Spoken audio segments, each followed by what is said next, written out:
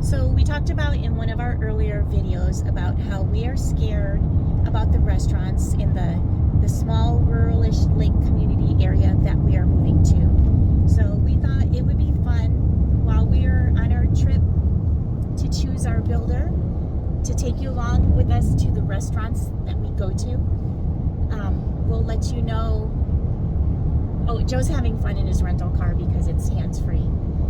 Except that there's this huge semi right next to us, which you don't see, so it's kind of freaking me out a little bit. But anyways, we're going to take you along with us to the restaurants that we visit. We'll show you what we get to eat, and we'll let you know at the end which one was our favorite restaurant.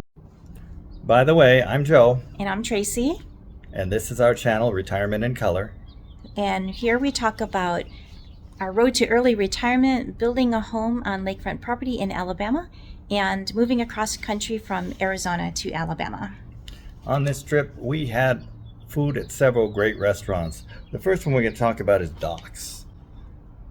Yeah, we originally were going to go to the tavern. We were out to dinner with our friends from the lake, and unfortunately the tavern was closed due to technical difficulties, so we drove around a little bit, and they remembered this restaurant. Yeah, I had meat and potatoes, a good piece of steak. It melted in your mouth. It was wonderful. Service was a little slow, like she said, but the food was amazing. Yeah, and I had a hamburger patty with gravy and mashed potatoes, which is right up my alley. If you know me, I'm a huge meat and potatoes and gravy person. But yeah. One of the fun things about this restaurant was their bottoms-up beers. So basically, they stick the cup, they stick the tap through a hole in the bottom of the cup and fill the beer up so it doesn't get a lot of head, and then a magnet drops down to the bottom to cover that hole. So it was just kind of weird, but fun. Right. But yeah, the service was slow. I think they were extremely short-staffed, and I didn't get part of my order, but that was okay because the portions of the food that they served was huge. So I was even okay without that extra side.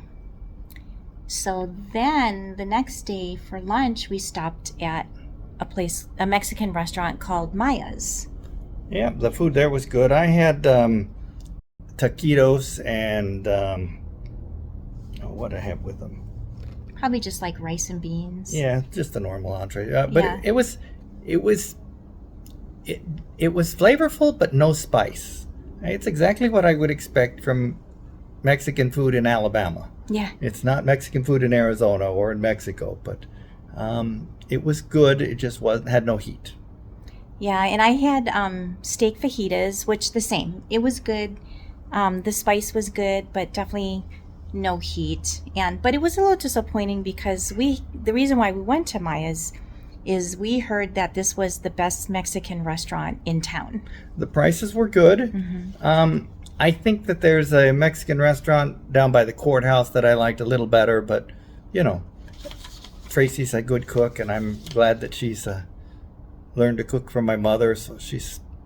Yeah, I'm definitely going to have to learn how to cook more authentic Mexican dishes. Hopefully I'll be able to get the spices and seasonings that I need to down there in Alabama. Yeah. So the next morning we went to a place called Jack's. It's a chain out there. Not Jack in the Box. Yep, not Jack in the Box. I had biscuits and gravy. The prices were amazing. Good flavor. Exactly what you expect from biscuits and gravy in the South. Well done. Yeah, and I had a biscuit sausage sandwich, but yeah, the South sure loves their biscuits, so we definitely had to give that a try, and it was really good, especially for the super, super cheap prices. Like, we couldn't believe how cheap those prices were. And then that night we went to dinner at the Grill at the Farm, and we met our soon-to-be neighbors there. It's kind of a weird place to meet them because it's the furthest place on the lake from their house / where our house will be. But great food, a cute, quaint little restaurant.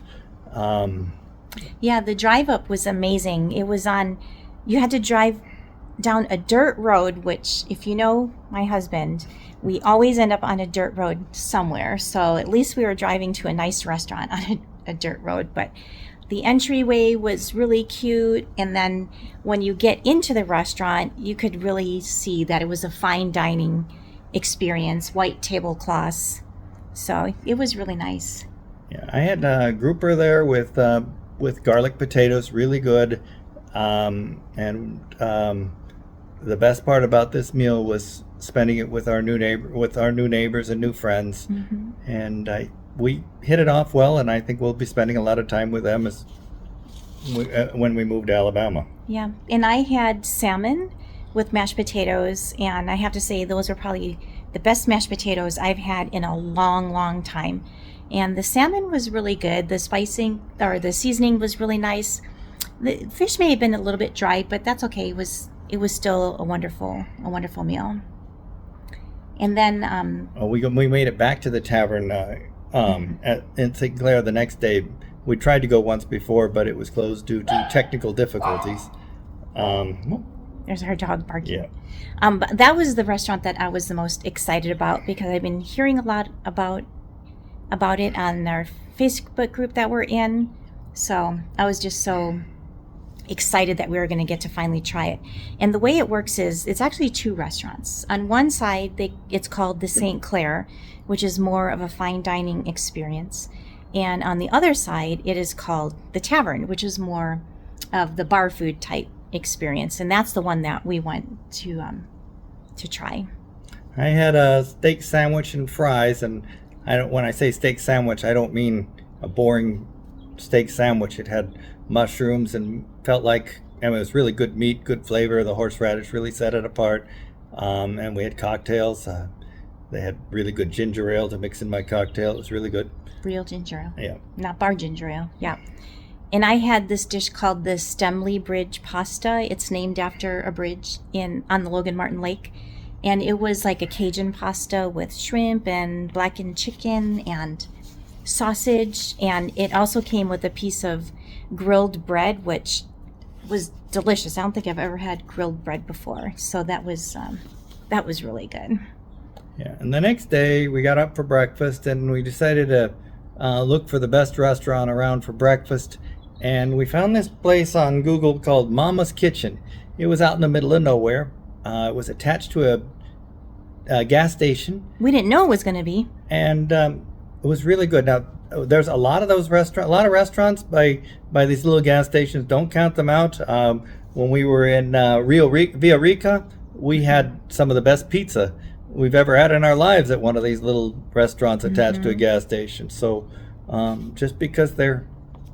Yeah, and even there was another place in Georgia that we went to that was attached to a gas station, and it had wonderful, wonderful food. So yeah, definitely don't let that discourage you if you pull up to a restaurant that you're not familiar with and you see it attached to a gas station. Definitely give it a try. And it was right off the freeway, which made it convenient to get where we were going to next. But that was nice, and the staff there were amazing. I had a breakfast sandwich with really thick cut bacon and thick cut fried bologna and an egg.